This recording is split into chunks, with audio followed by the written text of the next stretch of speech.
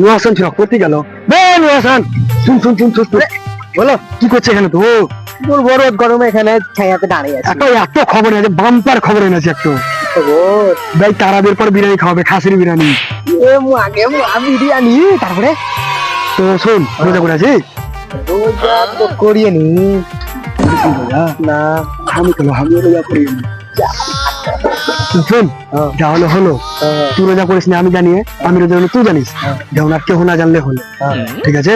তো শোন, সন্ধ্যাবেলায় দাঁতুন নিয়ে নিবি, কেউ জানতে পারবো না, দাঁতুন নিয়ে নিবি, ইফতার করতে ঢুক যাবো, ইফতার করতে ঢুকি আর মসজিদ থেকে দাঁড়াবো না।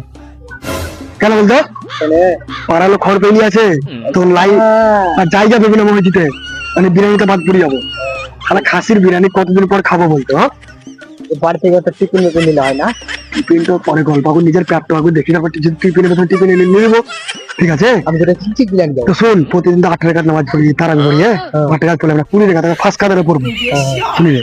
আর কেউ কে জানতে দিস না, কান ওখান কেউ খাওয়া না, কেউ নাই, ঠিক আছে? দুনিয়ায় ঢুকে যাবো, বিরিয়ানি খাই যদি বাঁচে, ঠিক আছে, বাড়ির লেগে মারা বেঁধে নিয়ে চলে আসবো। আমি তো কিন্তু নিয়ে চলে যাবো। আর খবরদার তুই আমি রোজা করি এনে একদম কেউ না জানে, ঠিক আছে? হ্যাঁ, তাহলে বিরিয়ানি বলি কথা, বিরিয়ানি খাবো। মারা রোজা করে না কি হলো, আজকে ওকে জানতে দেবো না, একদিন রোজা করে আছি। খবর তো দিলাম, মনে হয়েছিল খুব বিরিয়ানি চলো সন্ধ্যাবেলায় যাই, মসজিদে কেউ যেমন না জানতে পারে, ঠিক আছে?